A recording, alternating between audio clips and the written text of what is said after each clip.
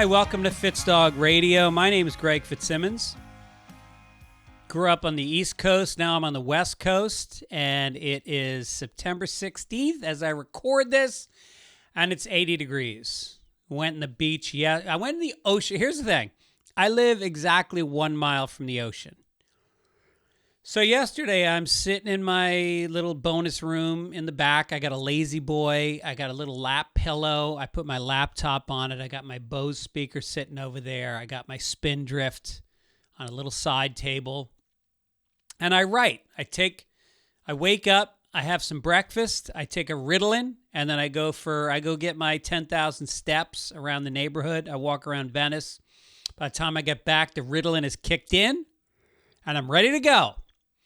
But instead of getting in the lazy boy, I said, it's fucking 78 degrees. Let's go to the beach. So I put my laptop and my Spindrift in my bag with a towel, some sunblock, and I drove the 3 minutes it takes me to get to the beach, paid $9, walked onto the sand. Empty. Not empty, but very few people on the beach. The tourism is down. People are boycotting the United States of America. So anyway, I get a nice spot. I set up my chair. Umbrella won't work because I forgot to bring that little screw thing that puts it in the sand. So I'm laying out there. I'm pasty white, as you might notice, and I got the spray sunblock all over me. I got my laptop out, and I'm fucking working on this script. I'm developing this script for Bill Burr, and I'm working away. And then I put my shit in the bag, and I said to the people at the next blanket over, hey, do you mind keeping an eye on this? I'm going to jump in the water. I got a laptop in there. And they're from Europe. So they're not friendly. Anybody else will make a couple jokes? Europe, yeah, we will watch bag. It is good. We will take turns power walking and doing calisthenics. So I go in the ocean, and the waves were good. They were healthy.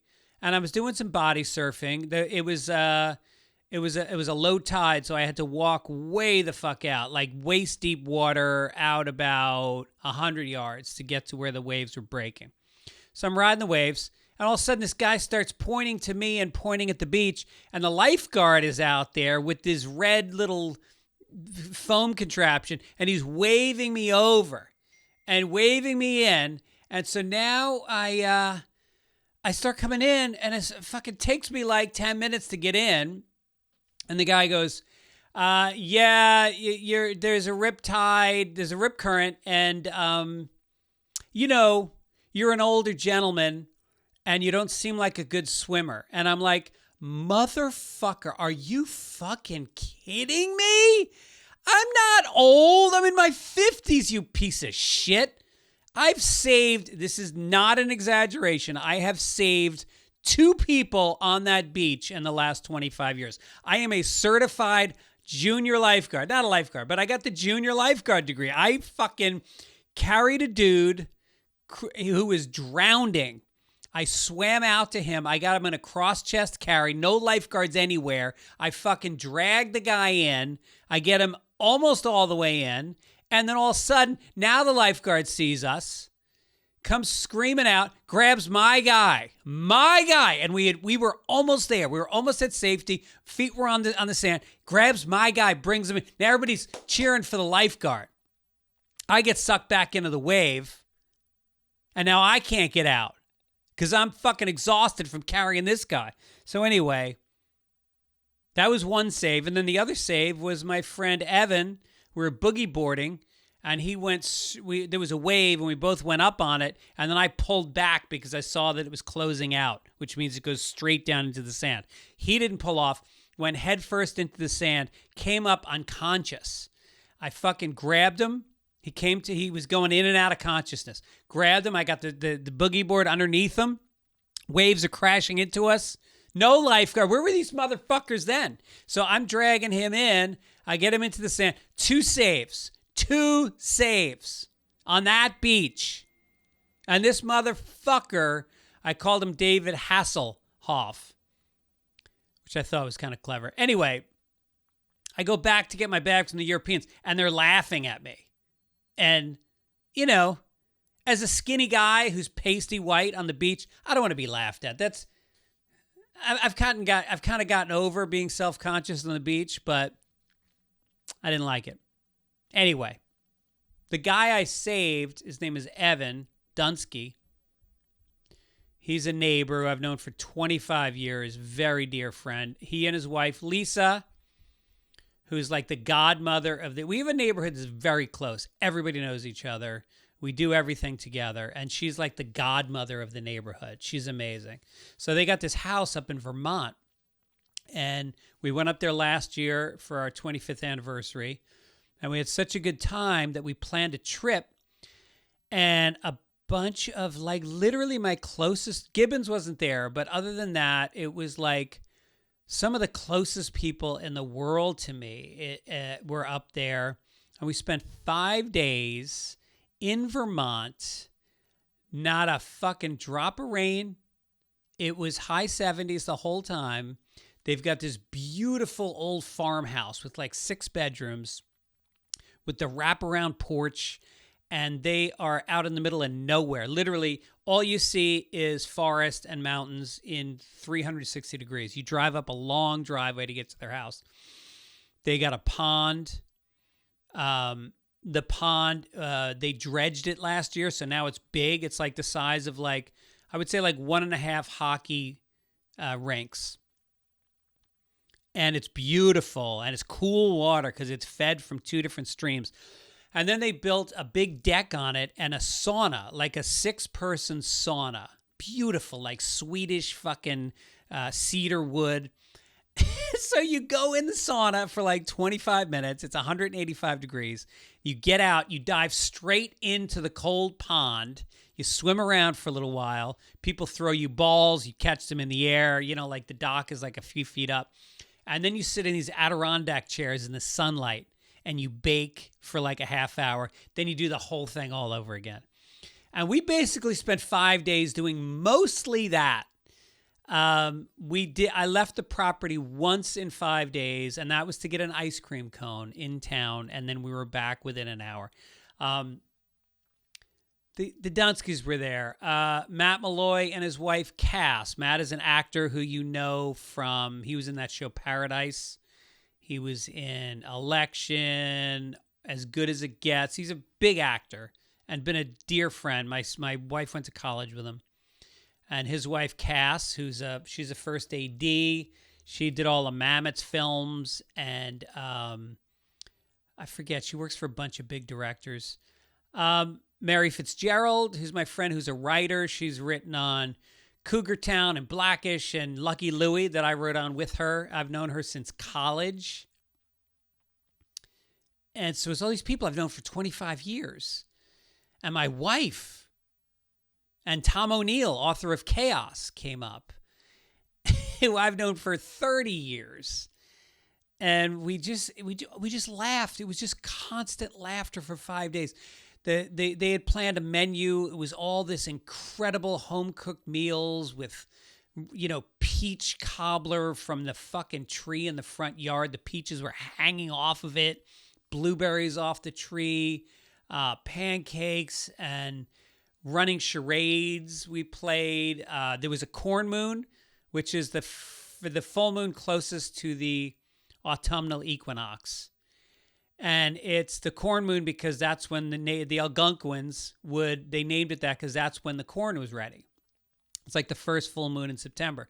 So we get a corn moon, which is all about gratitude. That's the idea of it. You're happy that the crops are done. And so we took a big thing of mushrooms and just stared at the moon and chilled, jumped in the pond. I mean, it was just fucking great. Watched the U.S. Open. Ate clam chowder. We went in the woods. And just sleeping late. It gets cold. It gets down to the 40s at night. And we were sleeping till 9, 10 o'clock, which I never do. And then we got lost. Me and Mary Fitzgerald and Tom O'Neill, we went into the woods for a little hike. like Gilligan's Island. It was supposed to be a little tour, like a little short, maybe a 45-minute hike. So we're out there and we're walking, and an hour goes by, and we're like, where did we come from? Which way do we go? Because we thought we were making a circle, but and my secret was, I said, keep the woods on your right. And after a while, Mary's like, you realize the woods are on the right and the left. And so we are fucking lost. And meanwhile, there's poison ivy up to our knees in some spots. And I'm wearing shorts. Tom's wearing shorts. Tom was going to wear fucking slippers that he got from Ross Dress for Less. We go, put some fucking sneakers on. So we're walking through poison ivy. There's a bear shit that's the size of a gallon of milk sitting in the middle of there's bear tracks. And so we start to get a little nervous. We're like, all right, it's late afternoon. It's starting to cool down. Where would we sleep? We didn't bring any water, of course, or a granola bar, nothing. We're just alone in the woods. And we just keep walking. And we start finding side trails that we think are a shortcut. And we walk down steep hills, dead end, have to climb back up the steep hills. All of a sudden, 2 hours goes by, 2.5 hours. And Tom is freaking out. He's blaming me and Mary. It is not our fault. All three of us made every decision. And so after a while, we were just, 3 hours. And then we come up over a hill and we look up and there's a valley. And in the valley is this farmhouse. And we're like, fuck, if there's a farmhouse, there's a road. We're like, yes, we're saved. So we walk down through like a cornfield and we get to the house and there's a big sign, beware of dogs. And it looks like a place where people don't like outsiders, which is a lot of Vermont. There's a lot of leave me the fuck alone. And so we got to walk through the yard to get to the driveway. And we are scared shit. And we get to the other side. We find the driveway and we walk like a half a mile down this narrow driveway. And we're like, all right, we're going to get to a road. And then all of a sudden, this fucking pickup truck comes pulling up the driveway. And it stops about 10 yards short of us. And somebody screams, get the fuck off my property. And we're like, fuck. And we're hiding on the side. And then they pull up, and it's Lisa. It's Lisa Dunsky, our friend, in her pickup truck, which we didn't recognize.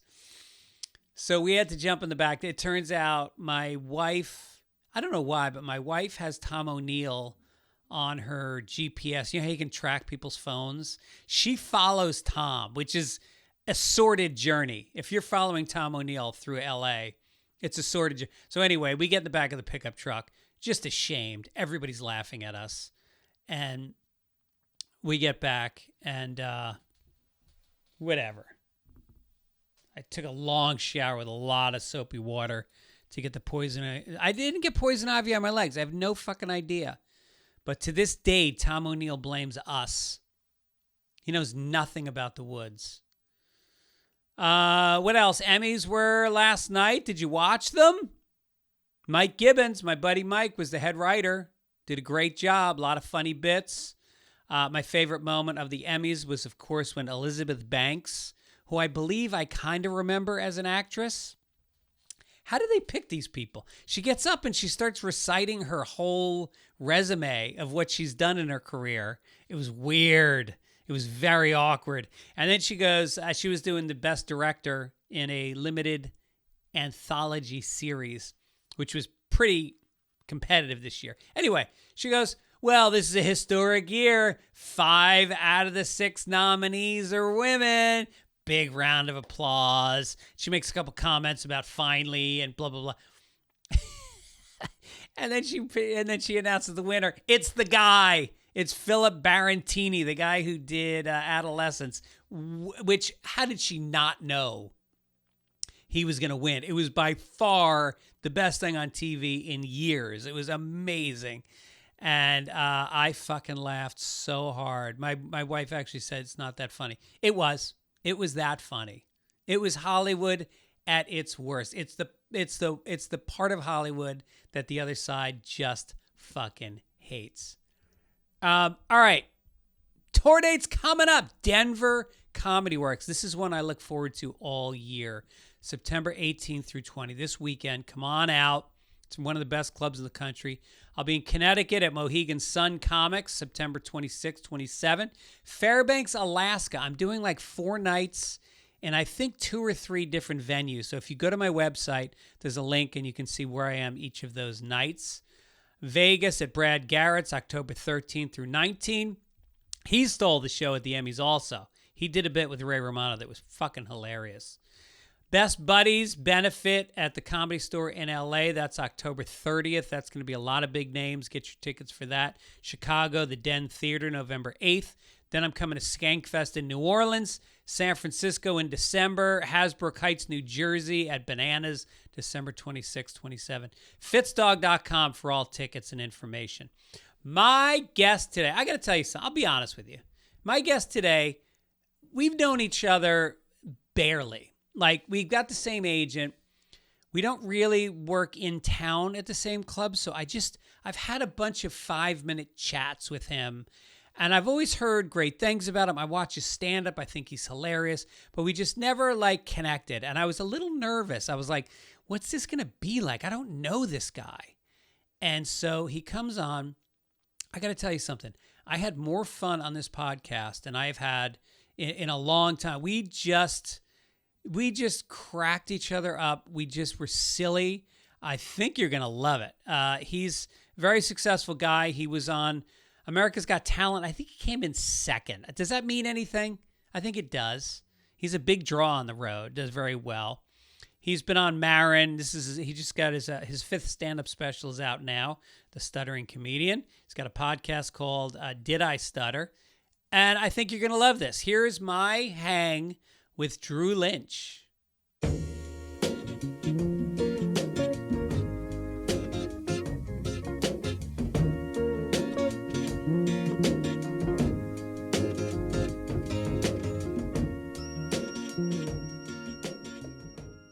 My guest today is Drew Lynch, who is, very fortunate in a lot of ways. Thanks.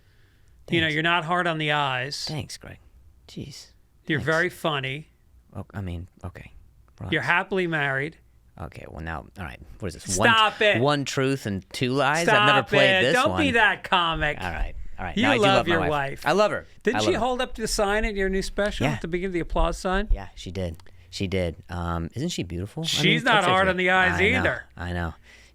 I'm very lucky. She's very tall. She's tall. She's got a rockin' body. Personality's a 4. No, she's a good person.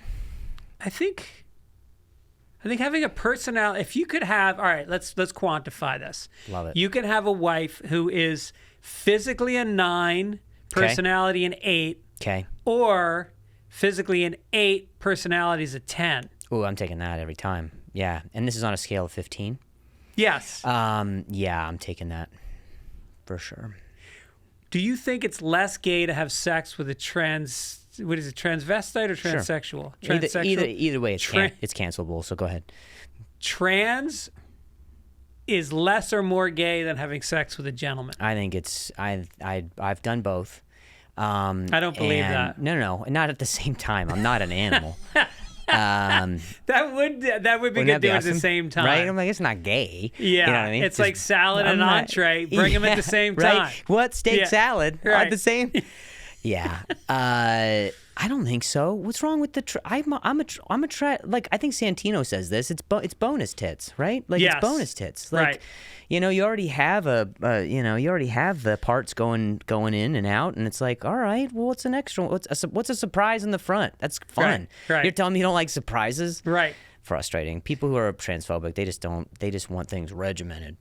I think I would also, and I've never had a gay experience, but I would have. I certainly would have at a certain point in my life, if it had presented itself to me. Yeah. I would have absolutely, because I loved, Iggy Pop and David Bowie and Mick Jagger and all the great poets, Ginsberg and Emerson and Whitman. Like it was all gay. Maya Angelou, yeah.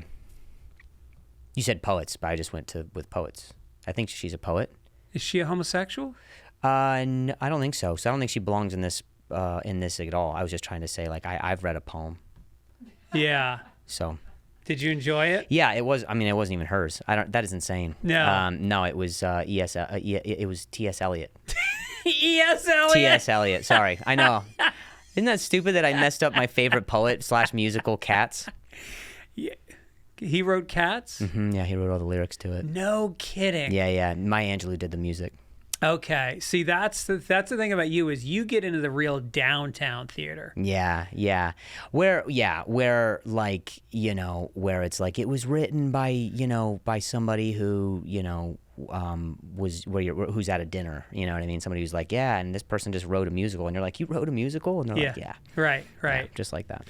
And the thing is, writing a musical is not difficult. No. It's really not. It's not. It's the same format. It's the same, like, musically. It's very Rodgers and Hammerstein. Like, It took two of you. Mm-hmm. Yeah, you can't. Who did what? Someone was like la da da da da, and someone was like da. Two people. You just couldn't finish the melody. And the words are, and you came home today. Yeah. La. Now. Yeah. Exactly. Yeah. It's ridiculous. Come on. Let's get back to your gay experience, though. You were talking about how you might. Or you would have. I had a friend who was, first of all, I'm not, even though I started this interview by telling you that you were attractive. Yeah, sure. Let's forget that happened. I already forgot it. I don't think you did. I think a man would hold on to that you're right. from another man. You're right. I've been thinking about it this whole time. It kind of changed your whole energy when I told you that. I know. I was kind of bummed to come do this. Yep.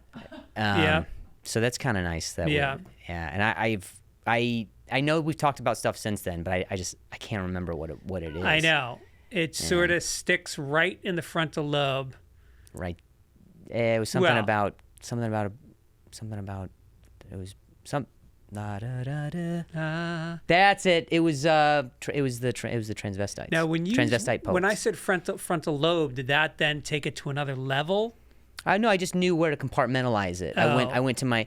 If you're like, hey, I need you to access the left back cortex quadrant, right. I would say I'm in my analytical part of my brain, right? Which actually you would need to locate what it is. The thing, isn't that funny? You Yes. kind of have to like, oh, that's that part that's in control of keeping all the other parts in charge. That's why I probably have like tumors over there. I use it way too much. You use the rear part. Yeah, the of your rear brain? part. Yeah. Yeah, and the brain. And dude, Paul's already nodding off. Oh my God, Paul! He has narcolepsy. Dude. Do not take that personally. He doesn't laugh at anything. Now that we've mentioned him, he's laughing. Yes. Passive, so passive. It's passive, and he's a people pleaser. He's codependent, and then Amber. Yeah. She has narcolepsy, and what's the thing where you yell a lot? Female Tourette's. Female. Tourette's. Right, she's female. Female Tourette's. The female Tourette's. Female Tourette's.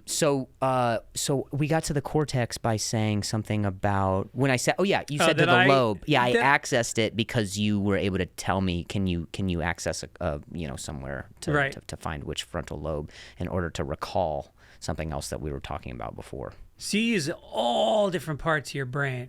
It's really just the one. I don't know much about any of the other parts. Yeah. Haven't ever felt like I needed to investigate. Right. So. Did you do well in school? Yeah, I did. Honestly, but I'm not a dynamic thinker. I'm not a very smart person. No. I just work hard. Yeah. And so like in school, it was very much like this is how you have to learn this and you need to learn it. I was never a why. I have friends who they didn't do well in school, but they're so smart. Yes. My brother's that way. He's like, I don't understand the point. I know what it is. I just don't know why we're using it and learning it. And trying to apply it to a real life thing is and how it would translate. I never even thought that far. I was just like, I just know that this is what I have to do, and if I can get 10 out of the 10 questions correct, great, I did my job. But I didn't retain any of that information. So when you took that information in, you weren't sort of like looking at it thematically or existentially. You were just, it was rote, regurgitation, get the good grade, go to college where? I didn't. See? Jesus Christ. Yeah. Well, I knocked out. Here's the thing, Fitz. I knocked out my first year of college. Here's how hard I worked. I knocked out my first year of college in high school With AP classes. With AP. So then I was like, I'll take a year to just come to Los Angeles, California. Then I just never went to college. I was like, what was your GPA in high school? 4 point. It's gonna sound douchey, but probably 2 or 2.3. Really? Yeah. Yeah. Damn. Yeah, like Asian people were sitting next to me when I was graduating. Right. Yeah, that's a good sign. Yeah. I had guys in jerseys. A lot of guys in sports jerseys sitting next to me. Yeah. I mean, it's all the same. It's all relative. No, it's not. The Asians are. Yeah. You know. Yeah, I was just trying to. I don't know. I just felt bad that was your experience. Do you feel inferior to people that have college degrees? Like I was just gonna say yes before you even finished the. Yeah. Just all the time. You do. Oh yeah. If we're getting serious, yeah. So as it relates to comedy, Fitz. And this is the longest conversation you and I have ever had so far. That is interesting. And counting. Unless we're done. Are we done, Paul? Oh, God, so forced. All right. And so, honestly, in comedy. So I wasn't a store guy. No, I wasn't no. I mean, I wasn't I didn't know much about the improv or about what's the other one? Laugh Factory. Thank you. I started as a door guy at Flappers, never even wanting to do comedy in Burbank.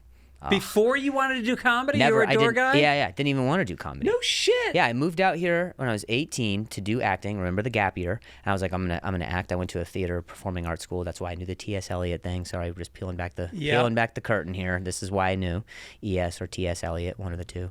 The Wasteland. Yeah, and so I did a bunch of theater specific schools growing up, and then I came out here my first year to do acting, and I was like, comedy will be the perfect night job, just working at a comedy club. I'll have the days free to do auditions and all that stuff, and then just got into it after I couldn't get booked anywhere because I had an injury when I was really, really young, stuttered and didn't shut down the left side of my body, so I wasn't able to get hired anywhere as an actor anymore.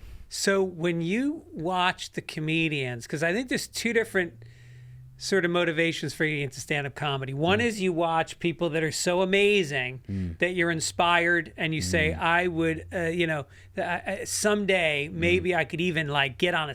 And then you got people that you watch and you go like, I could do that. So which was it at Flappers for you? Man. Actually, I think it was just born from I have no other options.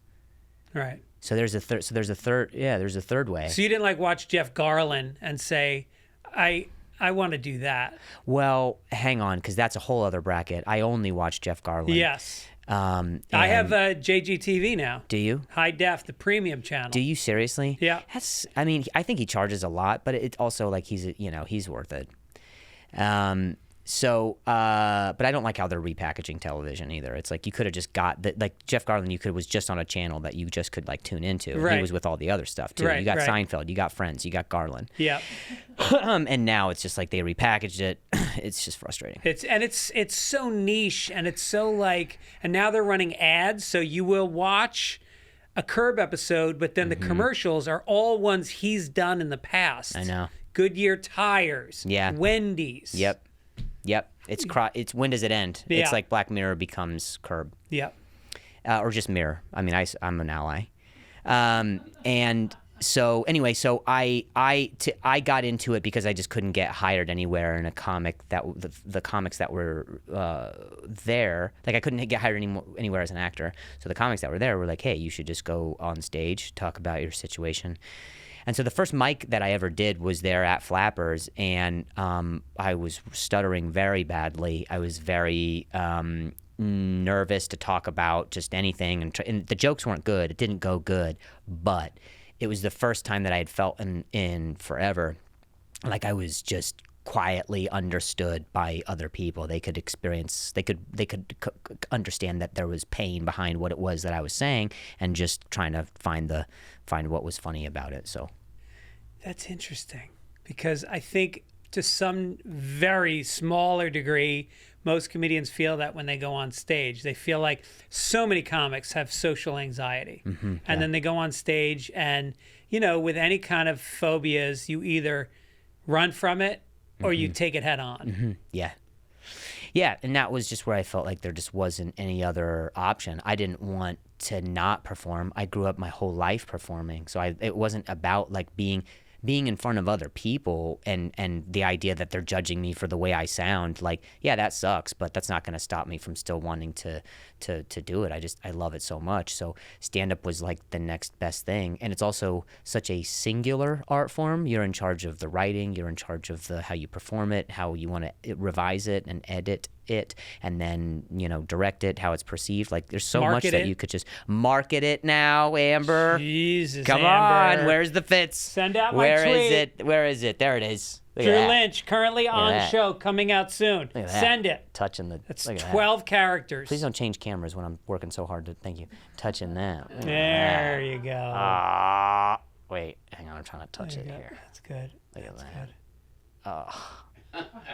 That is the rear. I'm gonna make rear your F come. temple. Sorry. What? That's funny because my favorite comedian of all time, and Tell me. that the person people go, who inspired you to do stand-up comedy? Bob Newhart, who had a Wow. stutter. Yeah, he was. But Bob Newhart, like, I don't know. I'm not super familiar with what it is that he did, but I know that, like, I've heard that he was just a very, like, endearing comic. I've heard actually people say that they were like I see a lot of the same tendencies in Bob Newhart as you, and I've never seen a lot of his stuff. Oh, you should see him. He's so good. There's the documentary coming. Is it out yet? Is it Judd on Apatow Garland? is making a documentary about him. Is it on Garland? It's If it's on GTV, I'll I think it is on JGTV. JGTV. I'll watch it. But in the fall, you know how he always does a huge, I feel like too much stuff in the fall. And it's like, we're not on the season system anymore. What are we doing? It's not the 90s. You could do it. Yeah, it's not the 90s. It's not, you know, Friends, must-watch TV. It's Garland. You don't must-watch it.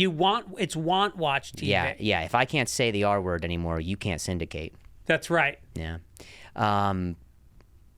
We have the same agent. I want to talk about that. Okay, yeah, we can do that too. Valentine. Yeah, he's great. I mean that too. He is. His name's not great. No, because there's a J in there. There's a J. And there's he's Dutch. He's Dutch. And it's and he's. Well, he's a Rubian. Yeah, a Rubian. Yeah, a Reuben? I love, dude, corned beef. Sauerkraut. Oh, you toast little both sides. Mustard. Oh, I kind of do a lot of mustard. Yes. Some people overdo it on the sauerkraut. It's frustrating. You need corned beef. There's no pastrami. Yeah. But I have mixed it with a pastrami as well. Right. Gotten a little silly. You know what I mean? Yeah. Kind of combining heritage. If you breed too close to your own genetics, it's not gonna. You know what I mean? You know what's gonna happen. So you got to introduce a little pastrami to the corned beef. Yeah. You know. Yeah. But I think he's Arabian Nights. Arab. He's Arab. He's Iranian. No, yeah, which you can't be anymore, unfortunately. So, I think he's just. Oh no, he is. He's black, I think. You know who's black? Yeah. And this is gonna shock you. It will. I already can kind of feel. Did you see Adolescence? No, I know. You didn't see Adolescence? No, if this is a concept or a show, I haven't seen it, and I also haven't seen my own either because I kind of blacked out for most of growing up. You didn't see your own what? Adolescence. Oh, yeah. I know. Yeah. All we have is some snapshots, and they're fading. That's right. Yeah. My dad saying, my dad like, just yelling at the coach, Yeah. yelling at the coach for not putting me in because I'm not good, and then him yelling at me later because I'm not good. Cut out the middleman. Yeah, dude. Yeah. Isn't it funny when they yell at the coach? It's Yeah. like, your kid sucks. Yeah. What do you want me to do? How selfish do you want to be right now? Yeah. The whole team is doing well because he's over there, Right. making sure everybody gets orange slices. That's right. And you know. Yeah. You know. And then the obligatory, he made the All-Stars, and everybody did. Yeah, but you were not of that. I guess you are a lot younger than me. You were of that generation where everybody plays, right? Yeah, pretty much. How old are you? Oh, I'm 34, but also just at the cusp of it. At the cusp of like like the hard, like not everybody gets a trophy, and then kind of going into everybody gets a trophy. Right. And I miss the times when everybody, I didn't even get a trophy at the times when in the early times, and I miss those times because that was at least that was clear. It was an accountability. Yeah. You have something to work towards. Right.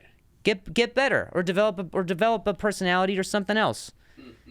Develop something else about yourself or end it all. We have options. There is not enough people realizing ending it all. What did you? I think you got to do sports. Sports are really good for you. Not if you suck at them, then it's really bad for your self-esteem. Definitely. You feel small. You feel. No offense, Amber. You feel feminine. Oh yeah. You know. Yeah. Next thing you know, you're like thinking about your own period. No, I think it's good that you went into theater instead of sports. Well, I think that's you could have been a wrestler. Thank you. And also, no, wrestlers are kind of the ultimate athletes. I mean, really, it's a lot. It's the original sport, fighting another guy for something. Yeah, and to do it hard. Yeah. You're just like, I just got to figure this out. Yeah. But, yeah. Well, you do it hard, which means you really want to be on your back because you don't want to be on your stomach. Right. But that's where you get pinned. Yeah, I know. So it's like down for the count, and it's like you count to 3. What's going to happen first? Right. You know. Right. Yeah, I get that. But I don't know. I feel like coming over from, and I did sports for way too long, way long. Like it was like you're not good. Like you need a new career. Like we're gonna try technical school. Like whatever. Like a new thing. Yeah. So when the idea that you like theater or your personality or whatever, you know, Paul, do you mind? Jesus Christ, Paul. Like literally, I hear him with his phlegm coming up into his. So sorry about that. Into his back cortex. I love there's a G in phlegm. It really. It's very Valentine, you know. It's Valentine. It's Germanic and Arabic at the same time. Yeah, and I think he's white. He is white. So anyway, getting back to the black guy. Yeah, it's going to shock you. Yeah, there's a guy on the show who was also in Peaky Blinders. Oh, not on this show. On the show that you're talking about. No, on Adolescence. we do not. Okay, we do not. Yeah. You know what I'm saying. Yeah, you don't even have to. Go ahead. That's why when you told me you were, I was like, well, this is new. Yeah. You know? Yeah. But this guy his grandmother's Jamaican. Oh, and cool. he said at the Emmys, did you watch the Emmys last night? Absolutely not, no. Oh, don't be that guy. No, absolutely not. I wouldn't. I couldn't even. You couldn't pay me to. I mean, if I was on, no. You don't want to see the Grey's Anatomy cast come out and sing? Wait, hang on. If they, are you telling me if I missed that, then I'm going to be actually pretty upset. And okay. Garland came out. Garland came out. Literally, the hits just like, when does it stop? Right. It's like wrestling. When it just keeps coming. Yep. Okay, great. Well, that's cool that I missed that, I guess, and super frustrating. So are you that guy that just doesn't watch award shows? No, I actually... Not even ironically? I mean, it's totally ironic. Here's the thing. I love Nate, and I love that he got to host. That's cool. Yeah. I just... I don't know that... Here's why. I don't know that I watch enough television to care about the... What do you do? I just... Oh, man, I wasn't prepared for this. No, what do you do at night if you're not out doing stand-up? I don't know. You and the wife don't watch TV? Sports. You watch sports? Oh, yeah, I do. I love football. Okay. I love football. So it's kind of actually just like football. It's like if somebody didn't watch the whole season, right? Like Paul doesn't, and then all of a sudden he tunes into the Super Bowl, and then all of a sudden then the Eagles win, and he's like, "Are you kidding me?" And you're like, "Wait, you didn't watch the?" Yeah. So it's like, "Oh no, another award for Severance," and I'm like, "Oh, how did it not go to JGT?" So it's like, it's like that. I know. Well, I feel like JGTV should have an Emmys, but Jeff is the only one nominated for each award. I know, but he doesn't win. Isn't that wild? He doesn't win. Yeah. Susie Essman gets it every year.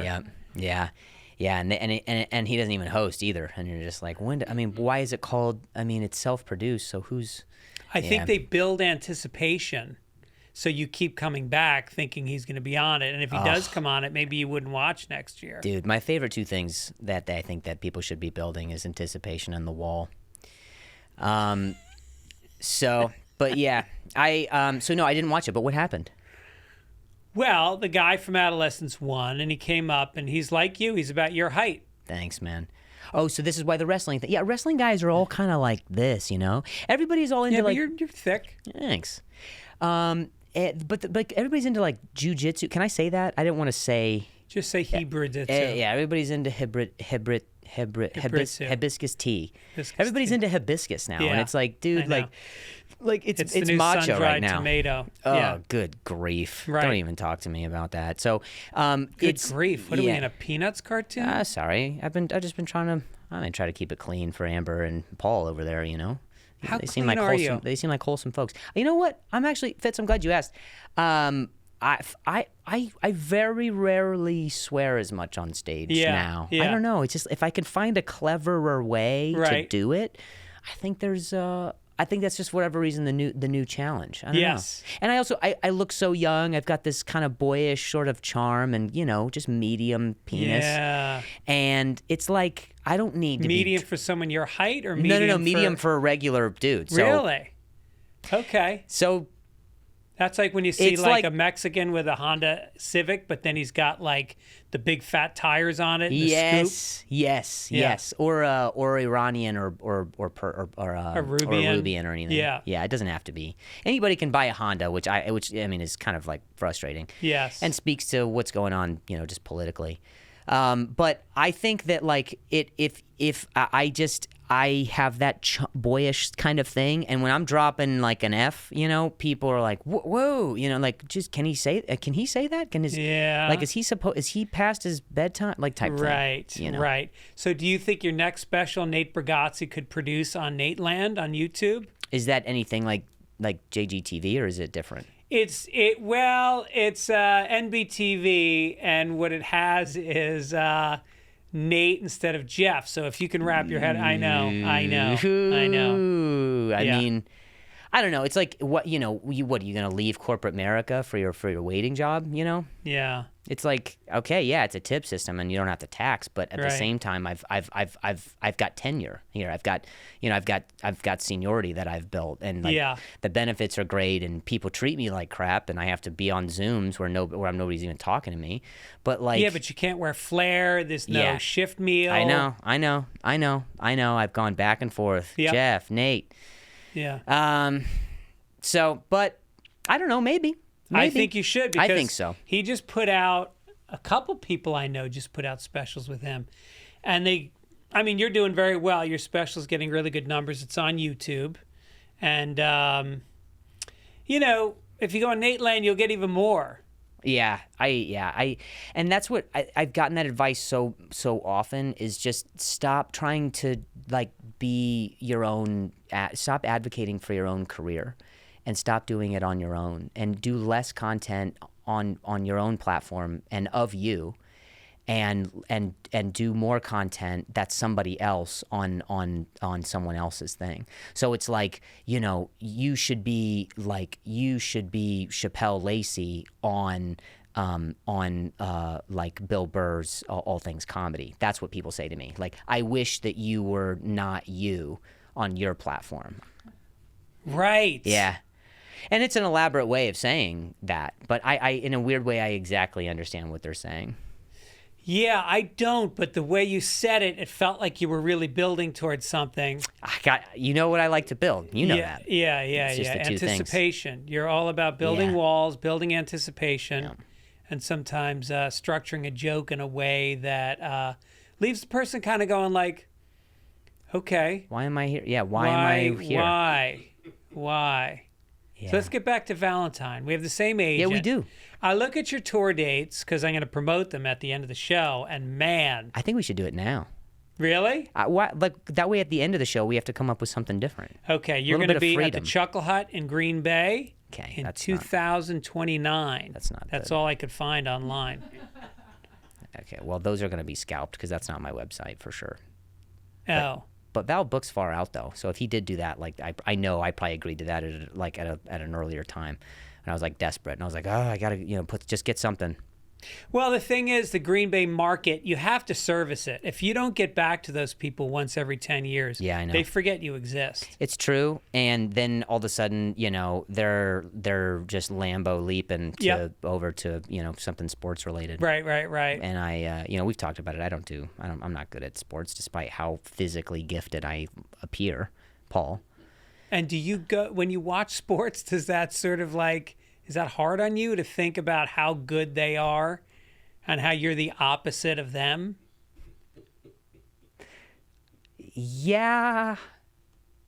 But I'm kind of just like a radio guy, Yeah. just kind of like your podcast, Uh-huh. and how for some reason you have cameras, even though it's going to be on the radio. Right.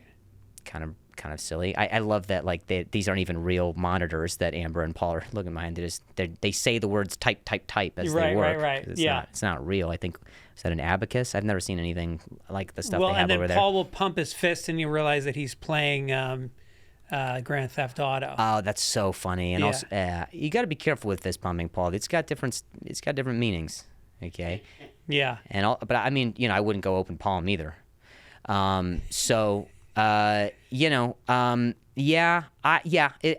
would say I used to watch, but then exactly for the reasons that you're stating, I'm a listener. It's like Eisenhower. Like you when he listen to sports on the radio. Yeah, I mean, for the Really? purposes of this bit that we're doing, yeah. And Eisenhower, like when he would make announcements, people, get on in here, Pap, come on, Right. me meow, or whatever people call their relatives nowadays. Right. It's never grandma and grandpa. Yeah. So get on in here, and like Eisenhower, Dwight, D money's dropping another, right? Yeah. And so then you'd crank up a thing, and then it's like, oh, that's not the volume, it's the other Yes. module, and you're like, oh, I realize I'm changing the station, trying to find Dwight's own channel that he's already on, which we always know because we love his announcements coming in about the war. Yeah, you're like, where do I, am I going to the cellar, or am I above ground tonight? Yeah. And so then you're cranking the wrong module here, the wrong knob. Yeah. So it's kind of, I miss those days, and of course I wasn't alive back then, but I just have stories from Pip and Chow Meow. Meow about sitting around the radio on the floor. Sitting around it, sitting on it. Things were stable back then. Yeah, you could sit on literally, it. It was like you a could put piece a of kid on furniture. there for a school photo and one of those. Right. And you would have the neighbors. It would be a snowy night, and there'd be a candle in the window, and you could see your neighbors with their noses pressed against the glass, listening to Eisenhower talk about whether or not, the Nazi, are they that bad? Yeah. Do we need to do this? Yeah, and to the Nazis, to their credit, it was Dwight made a lot of announcements, and it was just kind of like, all right, like, okay, like, all right, He was like I have to work. He was like the Jeff Garland of the 50s. Without question. People say that a lot. Without question. Yeah. Are you guys recording yet, Amber? No. All right. I would say we should get started. Do you want to ask me anything about myself I want to ask or whatever? you about Valentine Sloot. Okay. So, you said his last name too. Do you want to know something? It's actually Sloat. That's how they pronounce it in Amsterdam.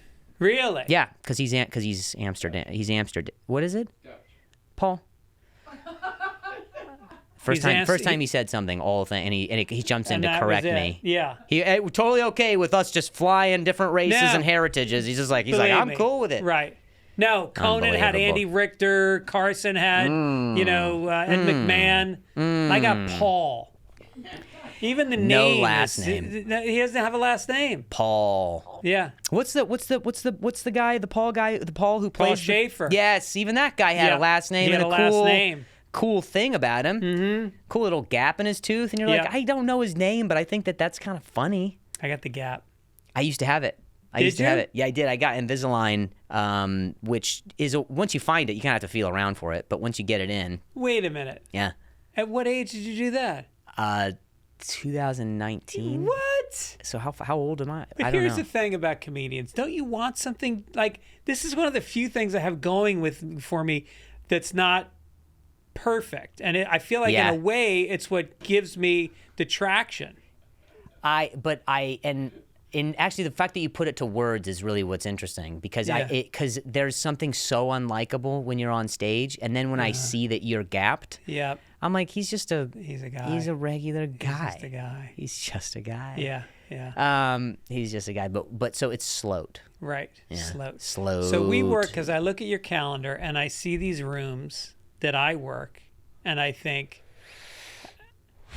And then I look at your calendar, and you're in the same rooms, and I just think at the same time. And you even think like, is there even an airport to this quote unquote city that I'm performing in? Oh yeah, it's and he doesn't care. He'll put me in New York, and then the next night I'm still in New York. He doesn't care. Yeah.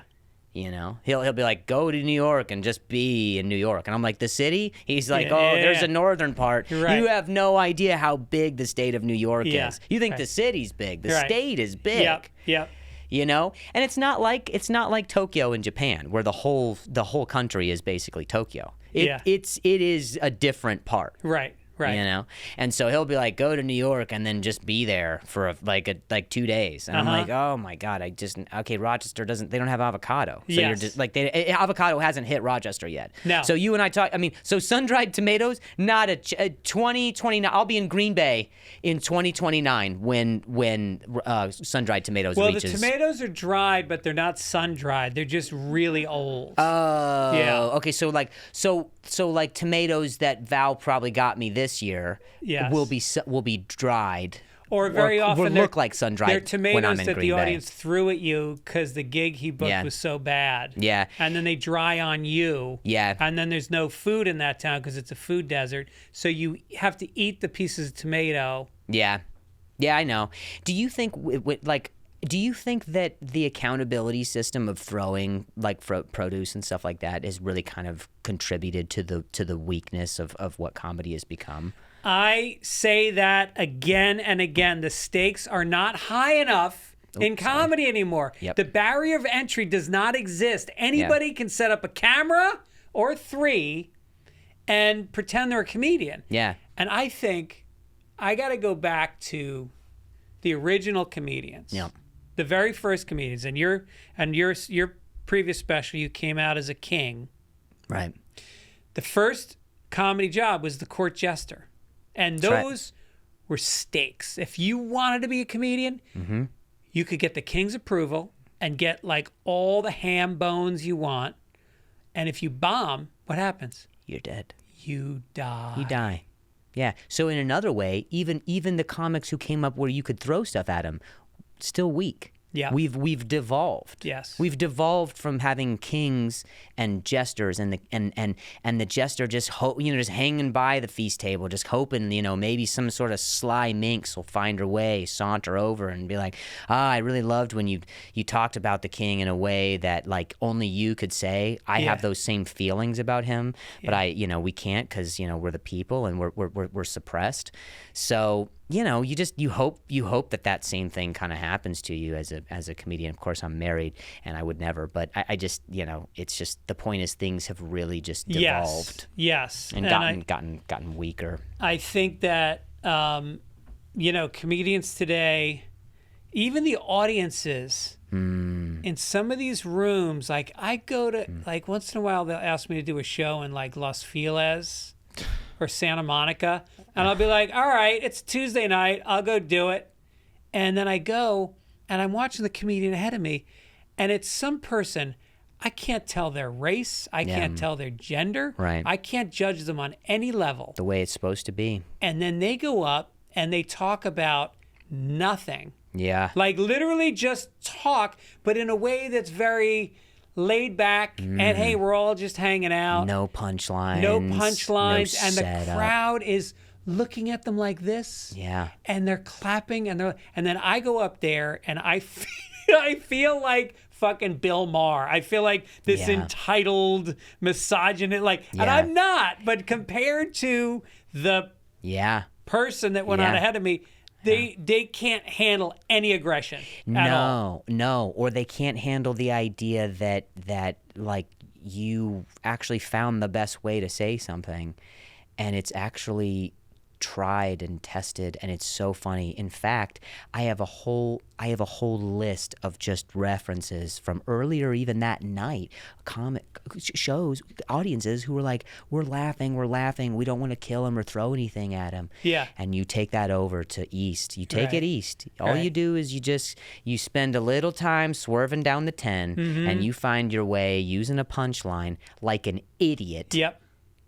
Yeah, like you're bringing a gun to a knife fight. Yeah, or like you're not, like you are bringing just like a bow and arrow. I think there's another one too that I want to come up with right now. Like a bow and arrow. You're bringing an 8-ball to school play. Yes. Yeah. Like how, my dad, he had to get through like so much when I was growing up. And this was just the last thing that, you know. But I just, so like, I think that when you just, and I watch it and it's just like, oh, okay, so everything's just okay. And I grew up with a family who, if you didn't perform in a way that met expectations, not just literally perform, but just, and in any way, there were consequences. Yeah. And by that, I mean, it was just kind of quiet judgment and resentment for most of my life. I still got to eat fine. Yeah. You know, grew up in a cul-de-sac. It was a neighborhood where a bunch of, we trusted the teenagers in the area. Yeah. You know, you do this to a window and you're like, that's okay. You know, you do that and you're like, that's okay. You know, that's where I kind of, What town was this? This was in, it's Las Vegas, and it's in Nevada, but it's very close to the border of California and Nevada. So really, yeah, it's really close to it. And you actually, this is fun too. This is kind of funny. If you ever, you have to look it up. But if you ever drive from here to Las Vegas, is what it's called. Month. Oh, very cool. Okay. Yeah. All right. So this will be cool. So if you drive from here, wherever we are right now, and you go west or east. So, I would say try to go around Los Feliz and Echo Park and all that area and Silver Lake. But if you can, go east to Vegas. And when you drive, you'll actually come up on you'll see lights from a hotel, okay? And you'll see lights from another hotel. And people talk about with Las Vegas, one of the big things they talk about is lights. And there's things that are called casinos. And people donate money. And to Italians? Is it like a fundraiser for Italians? It's a fundraiser for just the city and for drugs and sex. Yeah. Oh, I see. Drugs and sex and booze and sin. And you donate to that cause. Yeah. It's just a lot of sin. And actually, I mean, sometimes I've never said this out loud, but like sometimes I feel like when I'm driving there, I'm like it's a city of sin. You know, is what I'll say. I don't know, and that doesn't sound right, but that's how I say it. City of sin. Yeah. City of sin. City. A town of bad. A town of titties. A town of titties. The 10 Commandments are all broken in this municipality. Yeah. Stuff like that. So they would have the 10 Commandments posted, but then they're each crossed out. Yeah, and so you need to be able to pay a guy to cross them out, and so that's where all the donations go to. So when you driving up towards that area, there are lights that you think is actually Las Vegas, LASVEGAS, Las Vegas, 2 words, and it's not actually Las Vegas. So you actually have to continue. A lot of common mistake. People stop there and they're like, I'm having so much fun.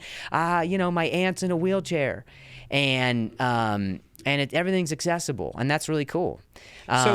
So as soon as it says "Welcome to Las Vegas," isn't there a casino right there? And it's got a little roller coaster. Yeah, but there's a part before that Before that is where you can drive to. And, so you're on the outskirts of the outskirts. You are, yeah. You're so it's not quite this. You're not in like the city of sin just yet. You know, you're in like the river of temptation. You know, kind of like that. It's all very biblical out there. How old were you when you went to a Vegas strip club for the first time? Honestly, I've never left, but actually, you know what? The first time I actually went was when I was doing. Is that why you were humming Panama when you came in here from Van Halen? Yeah. Okay. Yeah. I'm older. Yeah.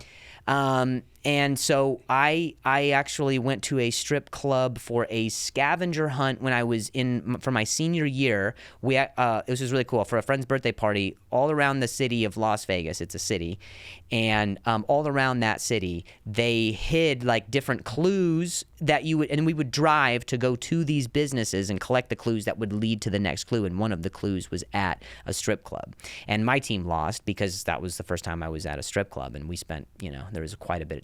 I don't quite remember much about the scavenger hunt after that, or that it would ever even matter anymore. Nothing matters once you get to the strip club. Nothing else. Your marriage, your children, your genital health, like nothing. It all becomes secondary. And genital health. People talk about genital wealth all the time, but they're not talking enough about their genital health. Right. You got to really get down to what's going on, what makes it go, what makes it stop. Which setting are you on? Right. It's like one of those universal fountains sometimes where it's like, it can do water, but the same machine can also do Pepsi. Ice cubes.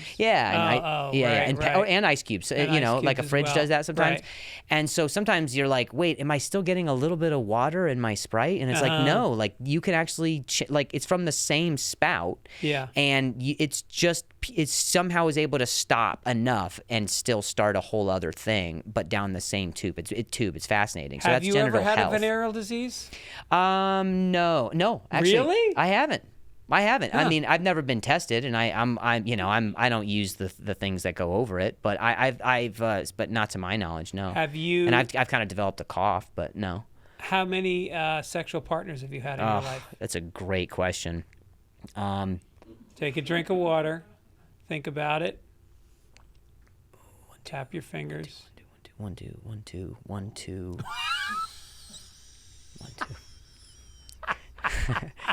Have you really? 2 women? No. That's the women. Yeah. Is it a half? Would 40, you say 3.5 40, would mean a 40, trans person? 41.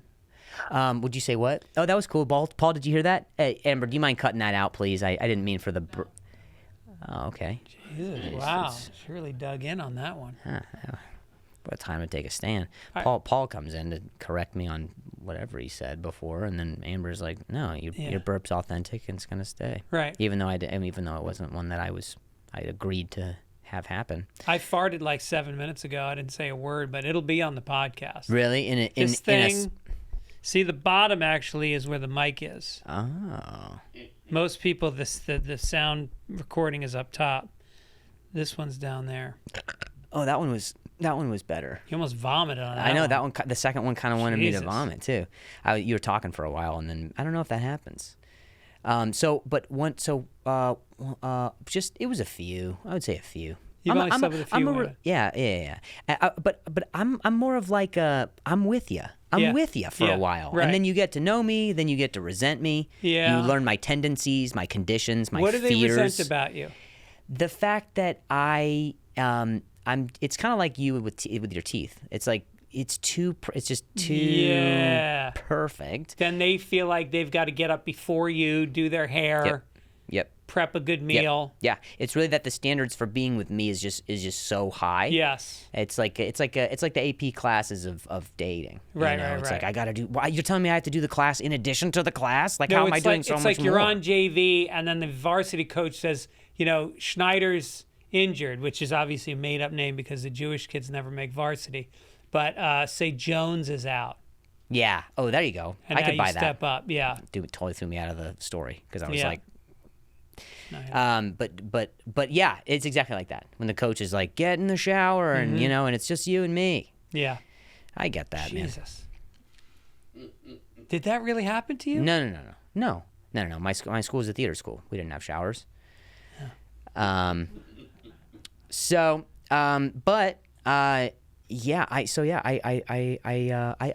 a few. How about you? Have you ever done anything with sexually? Over 100 women. Oh, that's good. What about sex? Well, they were sleeping. That's gross. Oh yeah. Well, I just mean like, is there a separate? Not. I mean, I'm not. Not like they were asleep and you. Yeah. I'm saying, is there a separate group that was just like, I just want a sex? Am I saying that right? Is that how you say that? I just want a sex. Are you in a Borat movie? Yeah. Like that. Like how he would say it. Yeah, I just want to sex with my sister. I just want the sex.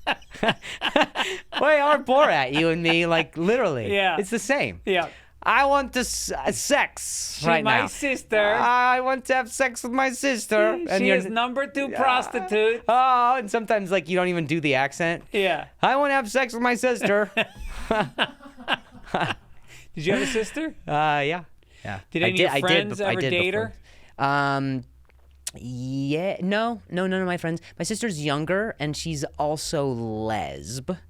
So that's her nickname. But she's also super gay. So She's there's super that. gay. Yeah. How old was she when she became gay? It happens later in life, and sometimes it's earlier.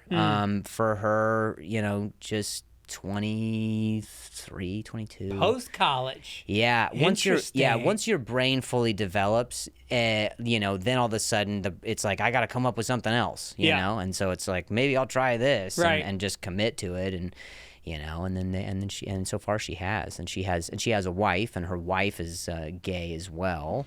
Wait, what a coincidence! Wait, her wife is gay, and she's married to her. Yeah, that's so weird. Yeah, they both know, and they knew after they were married. Like they were married, and then they told each other. They did. Yeah, I mean, I was there.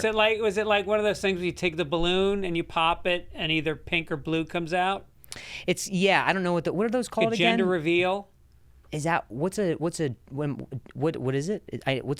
Like if you have, I don't know what gender is. I don't know what that is. Well, if you're gonna have a party, and like people are gonna come over for your christening. Yeah. Christening? No. What comes before that?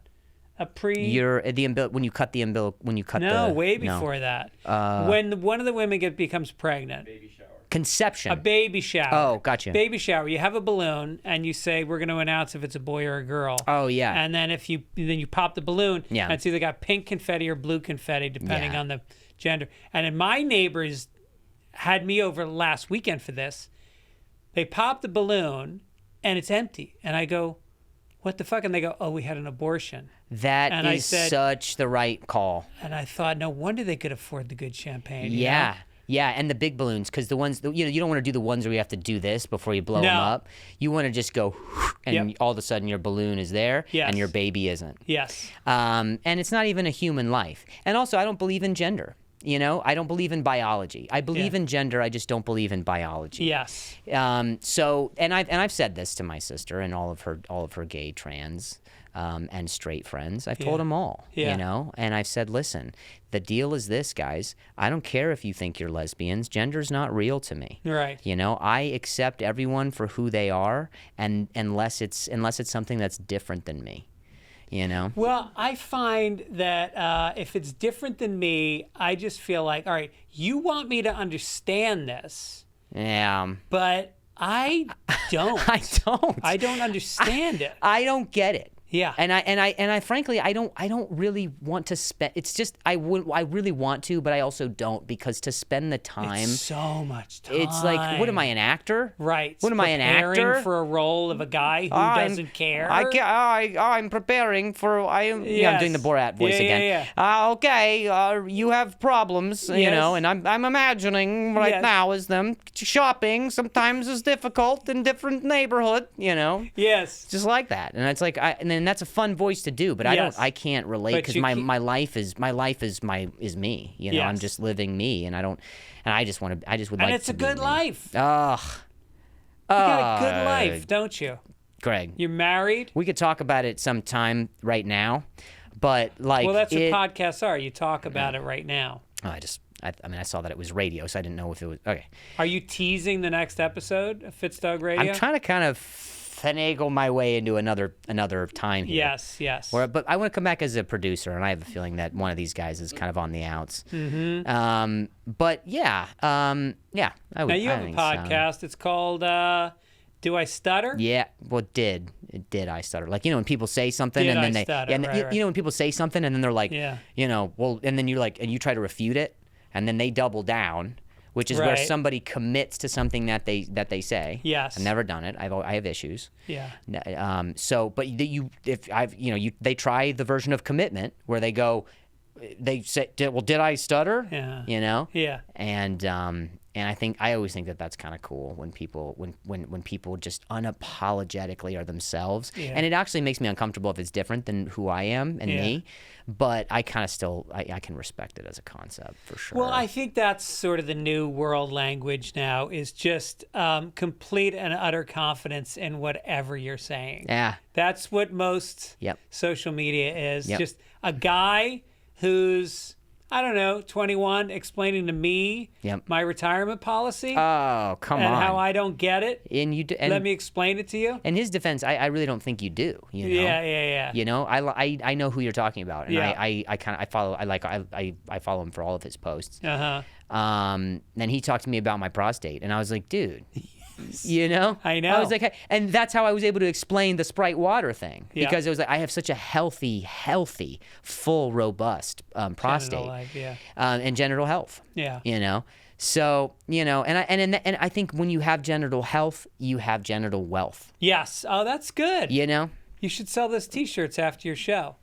Well, By the way, I would, but they're all sold, and they're flying off the shelves flying off the shelves like COVID tests in 2020. Yeah, whatever the breakfast item is. If we can be serious for a second, you sell hooded sweatshirts on your website, and they're $70. Okay. Can you explain that on some level? Yeah, sure. I think that is it baby skin, or what's it made of? Well, I don't know, because the manufacturer is in a warehouse that also does narcotics. Oh, I see. In South America, and I did it initially to just be like, oh, they already have an infrastructure here, and everything's cash, right? And so it has to be so high, because that I'm actually not getting any. A lot of that money. A lot of it is going to, you know, keeping stuff going down south. Well, shelf space in a Coke factory, where literally a mound is probably worth $20,000. And now, if you've got a sweatshirt, which normally a reasonable person would sell for $30, now that you have to upsell that a little bit, right? Exactly right. Yeah. It's exactly right. Yeah. Now, do you bring those to your shows and sell them? No. No. I leave them on the website. Oh, I see. So if you're at home, are these made to order, or do you have like a pile of $70 sweatshirts? No. It's white hoodies. Yeah. And we send you the stencil. Oh, I see. Yeah. And then you can put in. And there's a little baggie as well. Yeah. And a lot of people, it's the same one that they use for the buttons, for the spare buttons, for like a button down. Yeah. But it's not buttons. Or the cocaine, the same bag. I kind of felt like that was what I was trying to say without implicating myself. But yeah. Got it. So, anyway. Well, there's a couple questions I want to ask you. Don't check. What are you checking the time? Sorry. No, it wasn't. I wasn't. There's a calculator app that has a colon in the middle. And we're talking about genital health, and you're checking on your colon. You have genital health. You have genital wealth. Fitz. Put it on the stencil. That's it.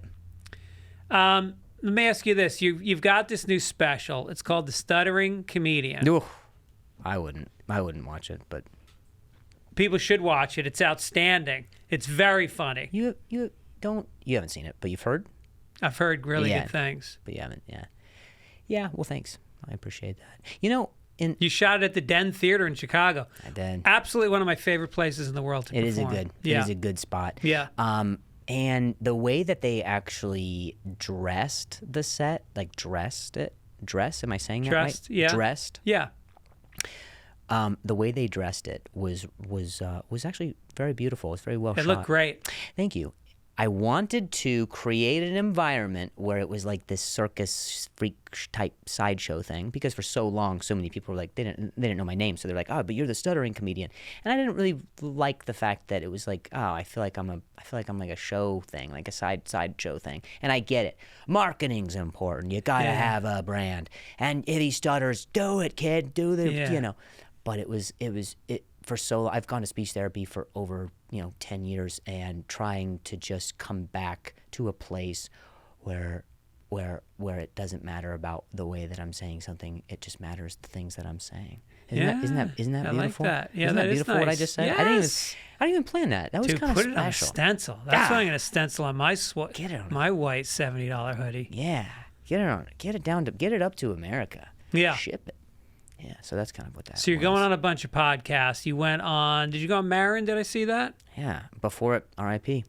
It's not done yet, though, is it? I don't know. I think he's. I don't know if he's finished making them, but I think it's a few more you will years. you will be one of the last people to do probably most Fitz? podcasts. And I think Fit. a lot of them right after you Yeah. just stop.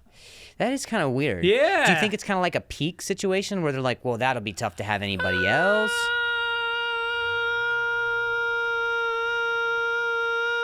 Oh, sorry. Go ahead. No, go ahead. Go ahead.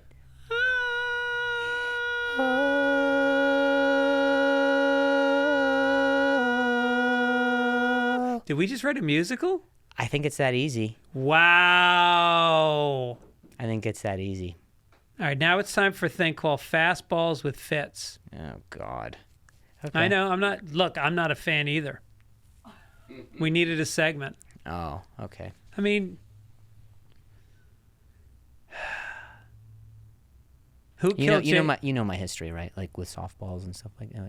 I had an injury from a softball. Did you know that? But these are fastballs. Oh, I'm sorry. I misheard you. Go ahead. See, most guys will get hit with the fastball, but because of your athletic ability, Inability. you got hit by a softball. Inability. Yeah. Yes. Go ahead. Who is your closest male friendship? Ooh. MALE? Yeah.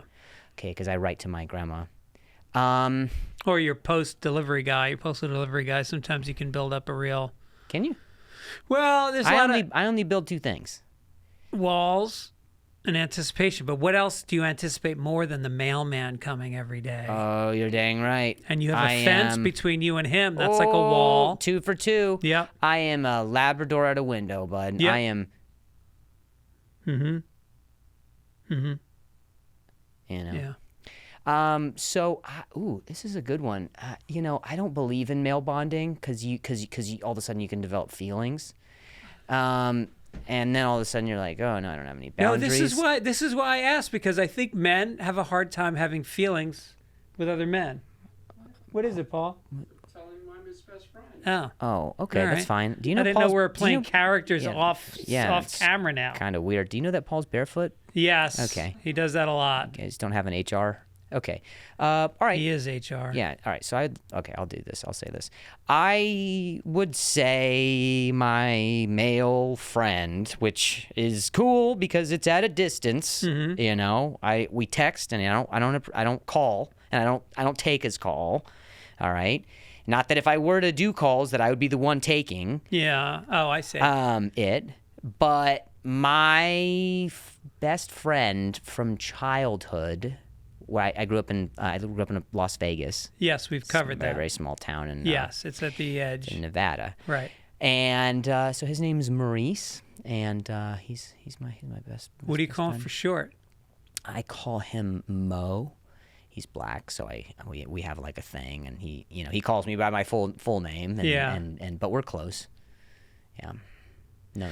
I feel like you're 30 years. making him up. I feel like that's a real person. He's a real person. I want you to call him right now. Okay. Let's see if he answers. Here's a sign that it's your best friend or not. If it goes to voicemail, you think you're his best friend, and he sees you as a guy who sees him as his best friend. So here, let me show you this. This many taps to get your best friend's So phone number? this is him. Okay. This is Checking Maurice. in on you, bud. Yeah. Do you see the checking in on you, bud? In the I'm heart? okay. What's Right? going on? What's going on? Okay. Whoa. So yeah, Is that what's going on? Like, what's going on? Or is it like, what's going on? it's like the second one. Really? Yeah. All right, so we don't call him right now. Yeah, I would say that. Just give him a beat. Yeah. All right. Yeah. Next question. Told you I didn't want to do the game. Kind of tried to imply that, but. Who's the worst opening act you've ever had? Okay. So I was at the Irvine Improv. Yeah. And I'm sitting at this table, and Valentine, our agent, he has an assistant that comes over, and his name's John. Love John. Love John. Where I'm sitting at the table, and the sound guy comes over and is like, "Who do you want to? What's the order of the show, right?" And I'll be like, "Okay, this is the feature. They'll do 20." Why would you do this? And then, what's up? That is not even the question. Yeah, it is. I told you something in confidence before the podcast, and you just. I'm calling Mo now. You know what? Now I'm fucking calling Mo. Oh no, Greg. Hey Mo. Yeah. All right, I'll tell him.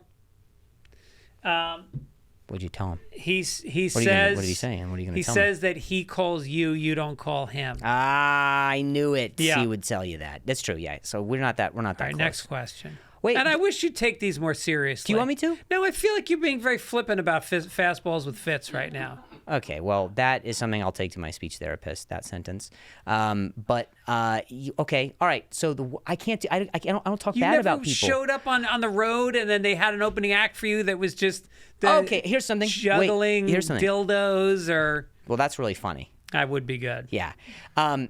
Here's one. This is not what happened on stage, but. He is sitting in the green room. This is the host, right? And he's sitting here like this, kind of like there's a couch right here, right? There's a couch, and he's holding the couch. And then literally the sound guy comes in. Sorry to have it be similar to the last story. This one's real. He comes in and he goes, "All right, what's the order of the show?" And then the MC goes, "All right, I'll do 15, and then so he's delegating the times." Uh-huh. And you know, I have a huge ego. You know that. It's Yes. the only thing big about me. Well. And I was like unbelievable. And I quietly just kind of suppressed that, and then just dealt with how he wanted to divide the show. Yeah. And he was actually very funny, and I couldn't follow him. Is that true? No. But it would just be me feeding into the narrative of like, he was so bad, but he actually wasn't. It was just me projecting to the situation. So that's I'm flipping it to the side like something like comedy. You take it somewhere else. So I was expecting one thing, and then all of a sudden, dildo that's turned. being juggled. Right. So yeah, so I didn't appreciate that at all. You ever not finish a set on stage? You know something? I think I've almost always finished the show. Almost always. Yeah. Like, I feel like there was one time where it was like, that was 50 minutes. Oh, okay.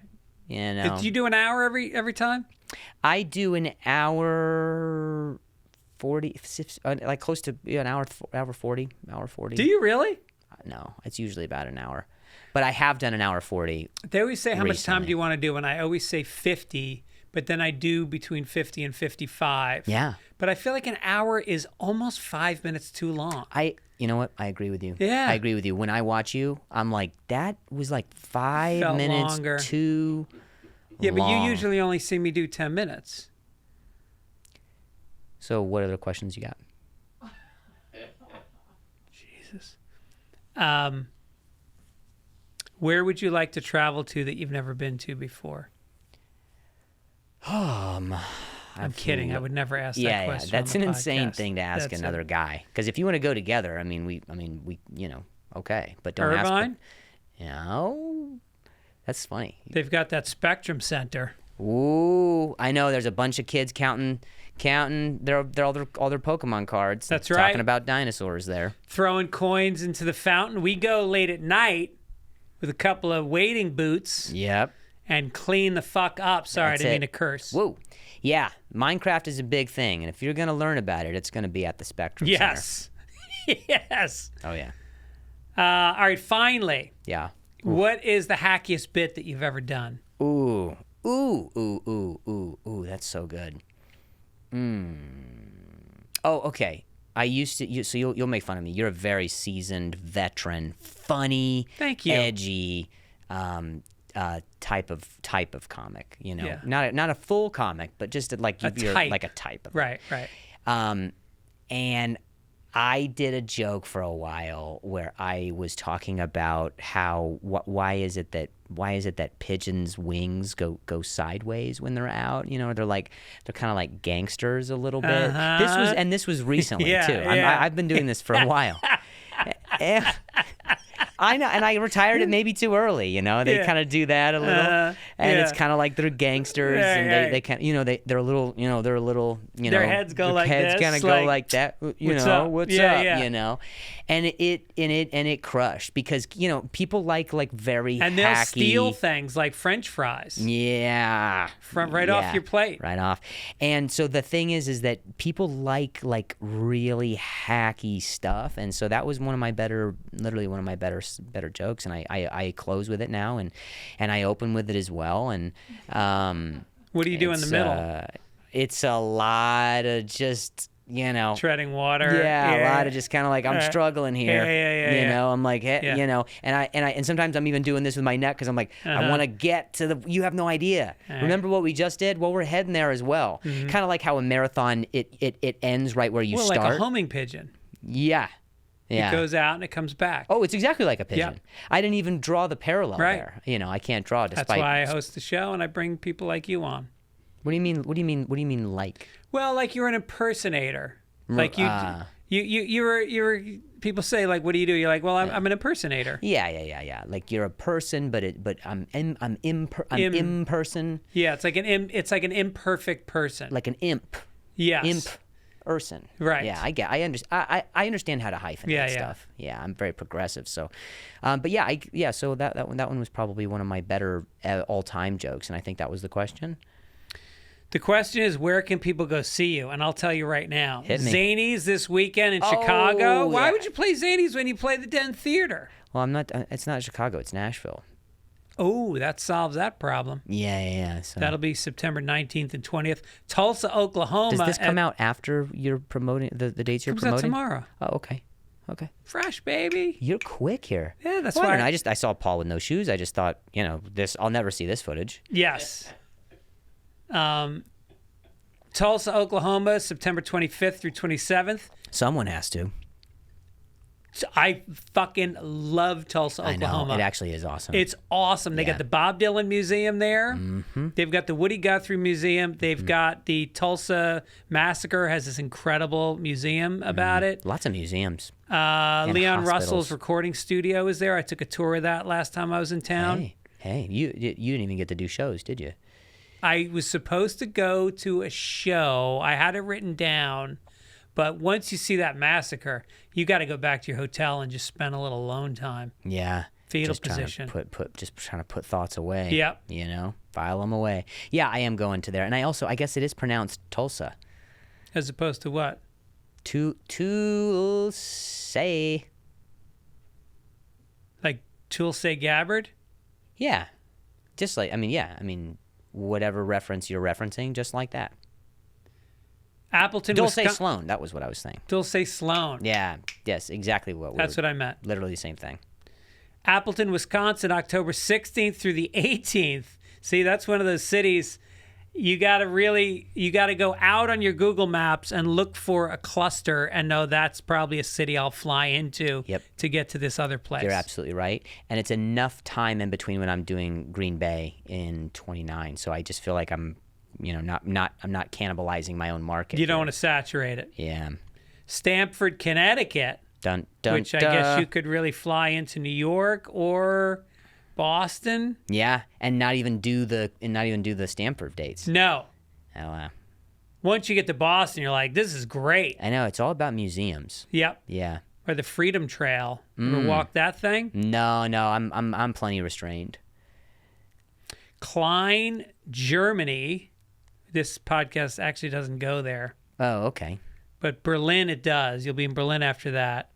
Then you'll be in Austin, Texas, on November 13th through the 15th. Indianapolis. And then you got your little Helium. Valentine clearly got on the phone with Mark Grossman from Helium because you're at the Indy Helium.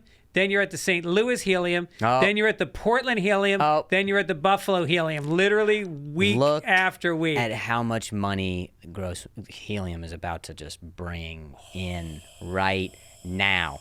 Papering the room. Yep. Getting a lot of money from drinks because people need alcohol in order to watch me for a long time. Sure. So much money on F&B. Yep. F&B. Now, do they get a taste on the hoodie cash after the show? Do they no take some of that? that's kind of exclusive. That's between me, my cartel, and and the product itself. I so, see. You know, and my designer. You know. Yeah. So. Drew Lynch, it's been such a pleasure. Thank you for coming on my show. Yeah. See the special. It is called The Stuttering Comedian. And I didn't see it, but I've seen you many times. You're one of those comics I stand in the back of the store and I watch and I go, this guy's a fucking pro. This guy knows how to do it. You got a great reputation. Thanks, Craig. And people should come see you live. Thanks, Craig. All right. I like that for all the podcasts, that was everything we had done up to that point was so sincere, but you convinced me that one was sincere, and that's what makes you special. We'll see you next time on Fitzdog Radio.